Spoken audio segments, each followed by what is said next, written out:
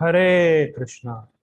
आज चर्चा करने का प्रयास करेंगे 7वें अध्याय का 21 नंबर श्लोक। यो यो याम याम तनुम भक्तः श्रद्धयार्चितुमिच्छति तस्य तस्याचलां श्रद्धां तामेव विदधाम्यहम्।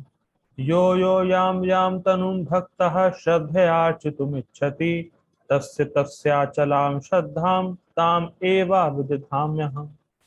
Okay Supesh, please repeat. यो यो यां यां तनुं भक्तः श्रद्धयार्चितुमिच्छति तस्य तस्याचलं श्रद्धां तामेव विदधाम्यहम्। हरि बोल माता जी। हरे कृष्ण। ठीक है, शब्दार्थ देखिए। यो यो, जो जो संस्कृत में जा या हो जाता है। यो यो, जो जो, याम याम, जिस जिस, तनुम भक्तः, जो जो जिस जिस देवता की पूजा या भक्ति करना चाहता है, श्रद्धयार्चितुम इच्छति, श्रद्धा से युक्त होकर उन देवताओं की सेवा करना चाहता है, तस्य तस्याचलां श्रद्धाम, तस्य तस्य, उस देवताओं में उस व्यक्ति की श्रद्धा को, ताम एव विदिधाम अहम, भगवान कह रहे हैं मैं श्रद्धा को बनाता हूं। बात समझ में आ रही? जो जो जिस जिस देवता की पूजा कर रहा है श्रद्धा से युक्त होकर, उसकी श्रद्धा कहां से आ रही है उस देवता के प्रति? भगवान कह रहे हैं ताम एव विदधाम अहम, मैं उस श्रद्धा को बनाता हूं या देता हूं व्यक्ति को।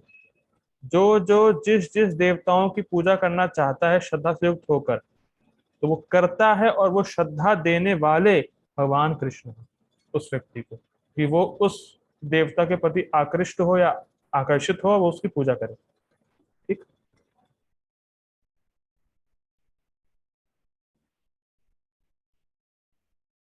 ठीक। अनुवाद। मैं प्रत्येक जीव के हृदय में परमात्मा स्वरूप स्थित हूँ। जैसे ही कोई किसी देवता की पूजा करने की इच्छा करता है, मैं उसकी श्रद्धा को स्थिर करता हूँ, जिससे वह उसी विशेष देवता की भक्ति कर सके। तो हम यहाँ बड़ा स्पष्ट देख पा रहे हैं या समझ पा रहे हैं कि देवता के पास इतनी शक्ति नहीं है कि वे अपने उपासकों के हृदय में उनके प्रति श्रद्धा को जागृत कर पाए या उत्पन्न कर सके। तो फिर रिपीट कर रहा हूं। मान लीजिए मुझे किसी देवता की पूजा करनी है, उपासना करनी है, तो जिस देवता की मैं पूजा कर रहा हूं उस देवता के पास इतना सामर्थ्य नहीं है कि वो अपने प्रति श्रद्धा को मेरे हृदय में स्थापित कर सके। वो भगवान के द्वारा होती। ठीक।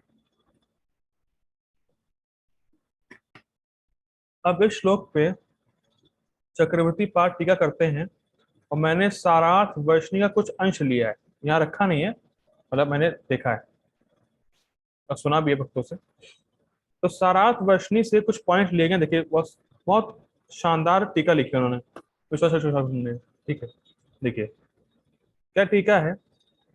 मान लीजिए इस श्लोक को देख के कोई प्रश्न करे कि अगर कोई देवता की पूजा कर रहा है तो देवता उससे प्रसन्न हो जाएंगे। स्वाभाविक सी बात है, मैं देवता की पूजा कर रहा हूँ, देवता मुझसे प्रसन्न होंगे।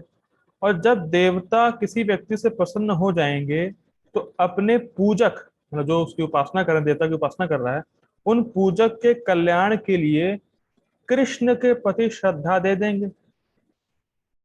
क्योंकि देवता तो जानते हैं ना कि जीव का परम कल्याण कृष्ण की सेवा में है। तो मान लीजिए मैं आज किसी देवता की पूजा कर रहा हूं, तो देवता मुझसे प्रसन्न हो गए, तो देवता को क्या करना चाहिए? कृष्ण के प्रति मेरी श्रद्धा को उत्पन्न कर दें, जिससे कि मेरा परम कल्याण हो सके। क्योंकि देवता जानते हैं कि भगवान तो कृष्ण है। तो कोई कहे, कोई ये आक्षेप करे या ऐसा डाउट रखे कि हम ऐसा करते हैं, पहले देवता की पूजा करते हैं और देवता बाद में मुझे कृष्ण तक पहुंचा ही देंगे, देवता बाद में कृष्ण के प्रति में श्रद्धा को उत्पन्न कर ही देंगे। तो कृष्ण की उपासना बाद में अभी देवता की पूजा करता हूँ। मान लीजिए कोई डाउट रखे, ठीक, तो इस डाउट के निवारण के लिए भगवान ये श्लोक बोल रहे हैं। ये लिंक लेते हैं सारार्थ वचन में। बात समझ में आई? कल के श्लोक में हमने देखा था कि जो जिसकी बुद्धि काम से या कामनाओं से हर ली गई, जिसका ज्ञान हर लिया गया है, वो देवताओं के पास जाते हैं। तो कोई ये प्रश्न करे कि ठीक है, ये दिक्कत क्या है, देवता के पास जाएंगे, वो कृष्ण के प्रति में श्रद्धा को उत्पन्न कर देगा, तो कृष्ण तक पहुंच जाएंगे हम लोग, दिक्कत क्या है?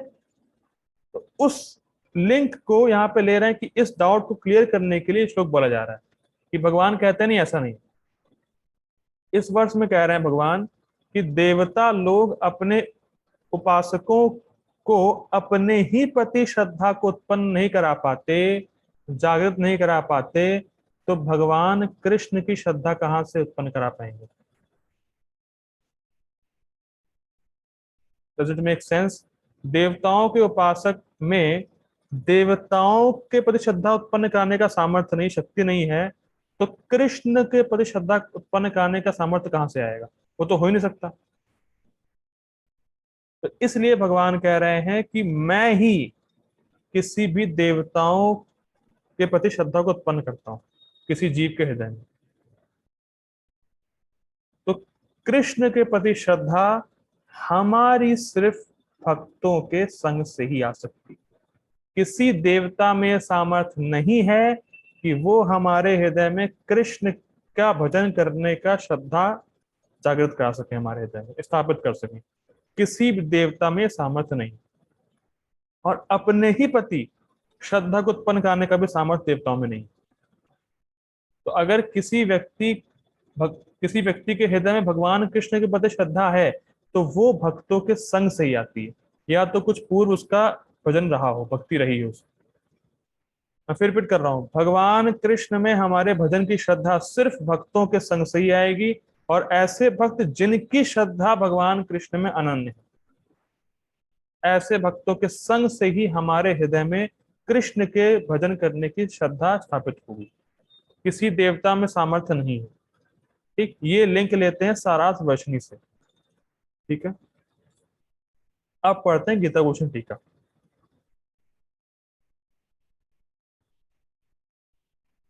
गीता भूषण टीका। मैं अकेला सभी जीवों का परमात्मा होते हुए अपनी महान शक्तियों से संपन्न और सभी जीवों का हित चाहते हुए देवताओं में उनकी श्रद्धा को उत्पन्न करता हूं। तो पहली बात तो यह है कि भगवान जीवों की फ्री विल में इंटरफेयर नहीं करते। आप कह सकते हैं भाई जब परमात्मा हमारे हृदय में ही है तो वो ऐसी श्रद्धा उत्पन्न कराए ना, वो कह दे मेरी भक्ति करो, देवता के पास क्यों जा रहे हो? लेकिन जब जीव भोग इच्छा से युक्त होता है तो भगवान उसको तब तक ज्ञान नहीं देते, और जब कोई भी जीव भक्तों के संग में आता है या भक्ति करता है तब भगवान अपनी श्रद्धा स्थापित करते हैं, तब भगवान उसको अपना ज्ञान देते हैं। तो जब तक भक्तों का संग नहीं होगा तब तक भगवान अंदर से ज्ञान नहीं देंगे, और जैसे ही भक्तों का संग होगा तो भगवान अंदर से ज्ञान दे देंगे, अपनी भजन का श्रद्धा उत्पन्न करा देंगे। देखिए बहुत गुह्य बात है ये, क्योंकि प्राय लोग बोलते हैं कि मेरी इन देवताओं के प्रति श्रद्धा है, मेरी दुर्गा माँ में श्रद्धा है, मेरी शिव जी में श्रद्धा है, तो लोग सोचते हैं कि ये श्रद्धा देवता ही जागृत कर रहे हैं उनके हृदय में।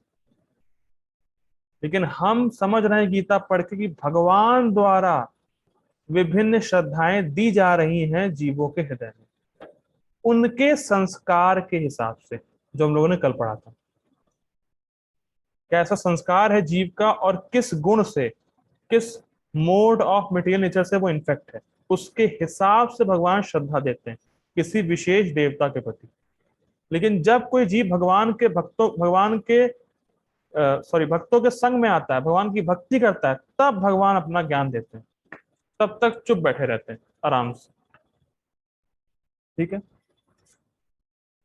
मैं उन्हें देवताओं की पूजा करने के लिए प्रेरणा देता हूं और प्रत्येक देवता की पूजा करने का संबंधित फल प्रदान करता हूं।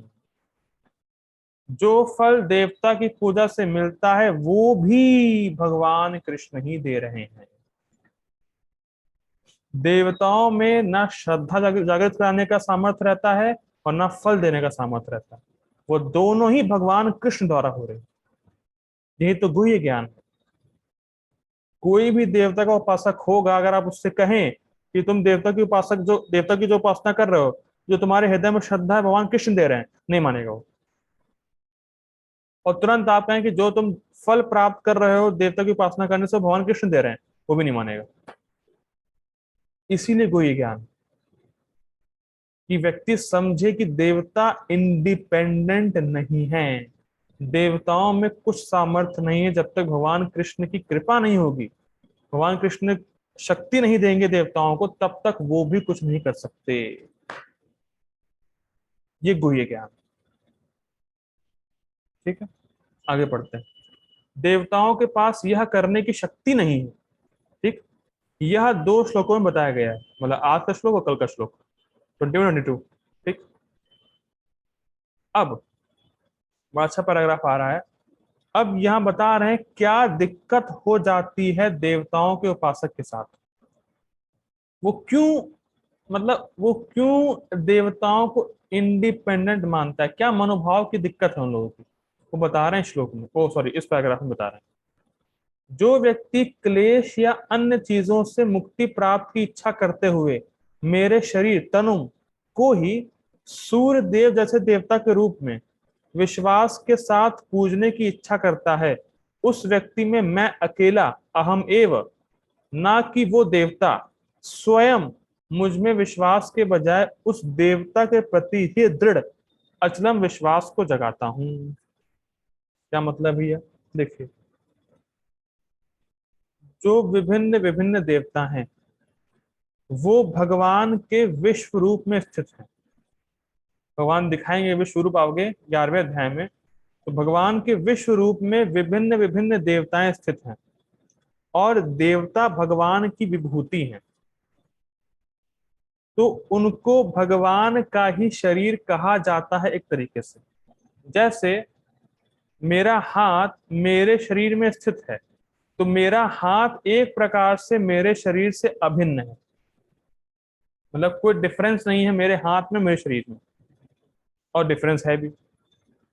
मान लीजिए मेरे हाथ में चोट लग जाए, तो कोई कहेगा देखो इसके हाथ में चोट लगी। ठीक, और मान लीजिए मैं मोटा हो गया, मेरे हाथ मोटे हो गए, तो लोग कहते हैं देखो इसका शरीर मोटा हो गया। कैच कर पा रहे हैं? लोग हाथ को पूरा शरीर भी कहते हैं और लोग हाथ को अलग भी लेते हैं, तो अभिन्न भी है और भिन्न भी है। कैच कर पा रहे हैं? सूर्य और सूर्य की रोशनी, सूर्य से अभिन्न भी है और अलग भी है। तो उसी प्रकार से एक तरीके से देवता भगवान के शरीर में स्थित हैं, तो देवता को लोग भगवान का शरीर भी कहते हैं एक तरीके से।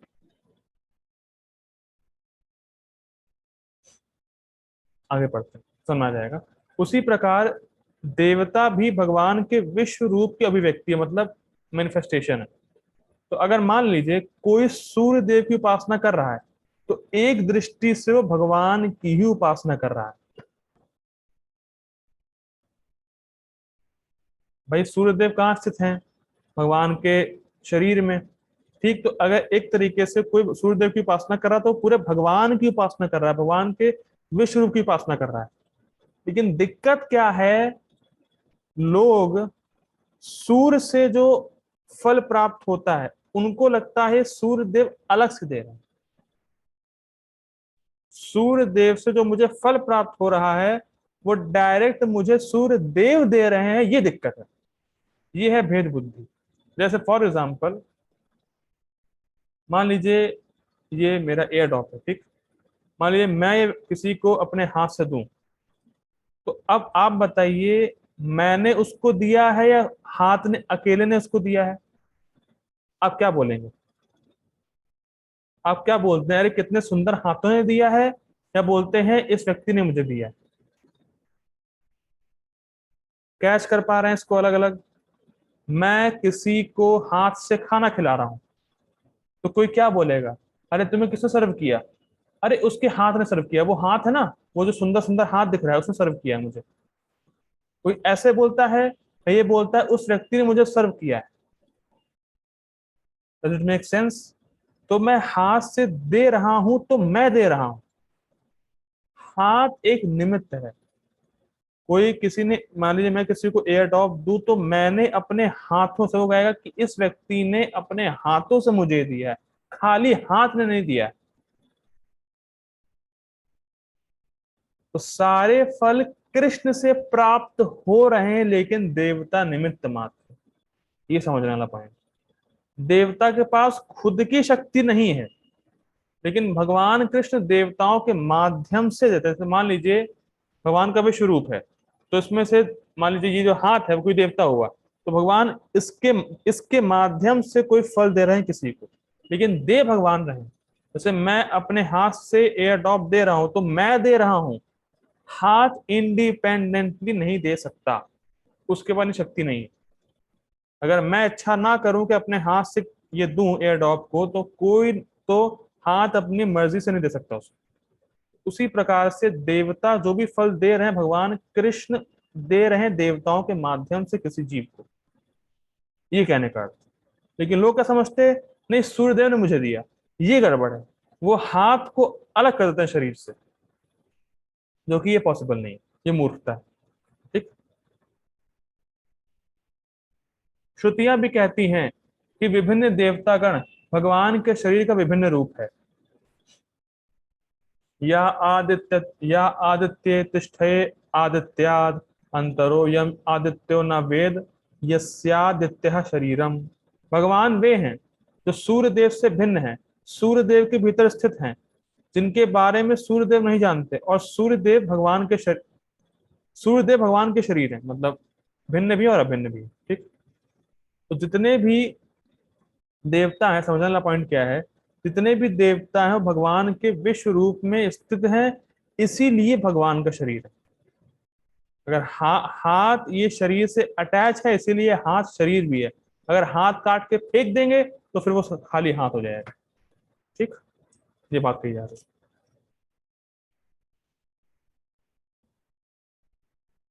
ये श्लोक है बृहद आरण्यक उपनिषद 3-7-9।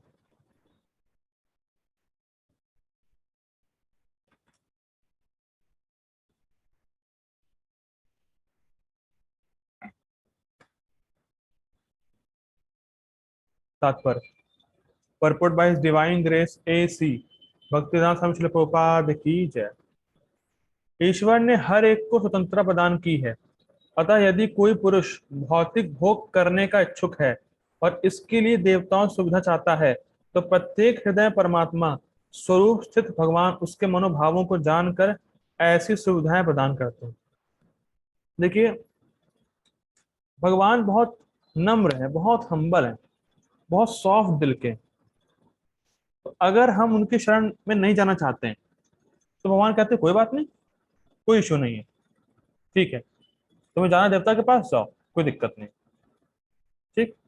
और ऐसा उदाहरण हम देखते भी हैं कि लास्ट में जब गीता खत्म होगी तो भगवान अर्जुन अर्जुन से बोलते हैं, सब मैंने बता दिया, अब जैसी तुम्हारी इच्छा वैसा करो, यथेच्छासी तथा करो।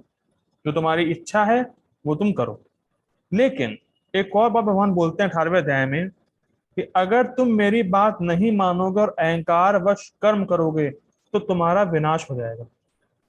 भगवान इस बात को बोलते हैं और फिर बोलते हैं जो तुम्हारी इच्छा वैसा करो। तो परमात्मा रूप में भगवान बिल्कुल न्यूट्रल है।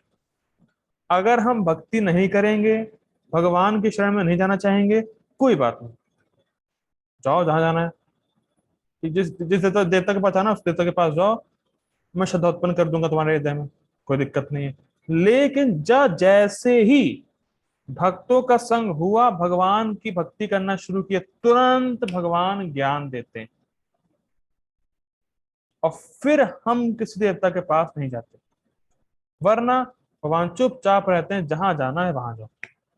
ठीक। ये बात बोली जा रही है। समस्त जीवों के परम पिता के रूप में वे उनकी स्वतंत्रता में हस्तक्षेप नहीं करते, अपितु उन्हें सुविधाएं प्रदान करते हैं जिससे वे अपनी भौतिक इच्छाएं पूरी कर सकें। ये बहुत सुंदर है। अगर कोई व्यक्ति जेल में रहकर अपने कमरे को बार बार चेंज करना चाहता है, जैसे मान लीजिए जेल है, तो जेल में सेल होती है, सेल सेल होता है जहाँ पे वो रहते हैं। तो वो कैदी कहे ये सेल अच्छा नहीं है, दूसरे में भेजो हमें, दूसरे में जाओ, अरे ये भी अच्छा नहीं है, तीसरे में जाओ, ये भी अच्छा नहीं, चौथे में जाओ। तो अगर कोई व्यक्ति जेल के अंदर ही है और बार बार सेल चेंज कर रहा है, अपना कमरा चेंज कर रहा है, तो कोई दिक्कत नहीं, करता रहेगा। लेकिन अगर कोई कहे नहीं मुझे जेल से ही बाहर निकलना है, तो फिर उसका ट्रीटमेंट अलग तरीके से होगा, तो उसको अलग तरीके से ट्रीट किया जाएगा। तो समझाया जाएगा भैया देखो, जेल से बाहर निकलना है तो अच्छे से व्यवहार करो, बाहर जाके क्राइम क्राइम मत करना, बाहर जाके समझाते हैं इसको। लेकिन अगर किसी को जेल के अंदर ही कमरे चेंज करना, तो उसके लिए कोई दिक्कत नहीं है, हम करो आराम से, कोई दिक्कत नहीं। तो उसी प्रकार से जो व्यक्ति भौतिक भोग चाहता है, तो वो बस सेल चेंज कर रहा है जेल में ही, अलग अलग भोग चाह रहा है, जा रहा है ऊपर नीचे भटक रहा है बस। लेकिन जो व्यक्ति जेल से ही बाहर निकलना चाहता है, उसको सिर्फ कृष्ण का ही भजन करना चाहिए। क्योंकि हम समझते हैं कि देवता भी एक प्रकार से कैदी ही हैं, वो भी जेल के अंदर ही है। जैसे मान लीजिए, हमने सुना है, देखा तो नहीं है, जेल में भी कुछ अथॉरिटीज बनाते हैं, जो जो जेलर होता है, वो कुछ किसी लोगों को चुनता है जो बड़े अच्छे होते हैं, मतलब जेल जेल में है लेकिन जेल में कुछ अच्छे कैदी हैं, उनको हेड बनाता है और कहता है कि तुम जो नए आने वाले कैदी हैं, उनको सिखाना, उनको रखना, जो भी है। तो जो अच्छे कैदी हैं वो है देवता। लेकिन उस जेल का मालिक कौन है? भगवान श्री कृष्ण। तो अगर हमें जेल से निकलना है तो कृष्ण के पास जाना है, अगर हम जेल में रह के अच्छा कुछ करना चाहते हैं तो फिर देवताओं के पास जाना चाहिए, कोई दिक्कत नहीं है उसमें। ठीक। अब भगवान इच्छा देखते हैं कि कौन जेल से निकलना चाहता है। तो जो जेल से निकलना चाहेगा वो कृष्ण का भजन करेगा, और जिसको भौतिक भोग चाहिए, हाँ ठीक है, ये हाई अथॉरिटी है, इसके पास जाओ, तुम्हें भोग दे देंगे, कोई दिक्कत नहीं। ठीक, ये बात है। कुछ लोग यह प्रश्न कर सकते हैं कि सर्वशक्तिमान ईश्वर जीवों को ऐसी सुविधाएं प्रदान करके उन्हें माया के पाश में गिरने ही क्यों देते हैं? बहुत सुंदर प्रश्न है। भैया भगवान सर्वज्ञ हैं, सर्वशक्तिमान हैं, माया के स्वामी हैं, वो चाहे तो जीव को एक झटके में माया से मुक्त कर ले, माया से बचा सकते हैं, तो क्यों नहीं बचा रहे हो? क्या दिक्कत है? क्यों भगवान ही मुझे धकेल रहे हैं इस भौतिक जगत में? ये प्रश्न आया था पहले भी कि भगवान में वैषम्यता का दोष नहीं है, तुम्हारे कर्म ऐसे, तुम्हारी इच्छा ऐसी है। ठीक है, पढ़ते हैं आगे। इसका उत्तर यह है कि यदि परमेश्वर उन्हें ऐसी सुविधाएं प्रदान ना करे तो फिर स्वतंत्रता का कोई अर्थ नहीं रह जाता।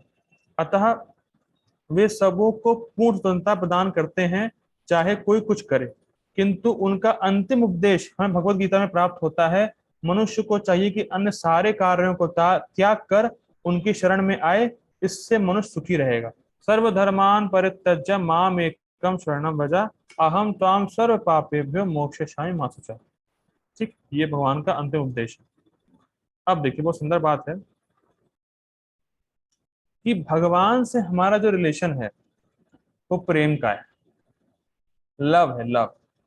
और प्रेम का मतलब ही ये है कि जो हमारी फ्री विल है उसको हम अपनी इच्छा से भगवान को समर्पित करते हैं, ये है लव। जो हमारी फ्री विल है उसको हम अपनी स्वेच्छा से भगवान को अर्पित करते हैं।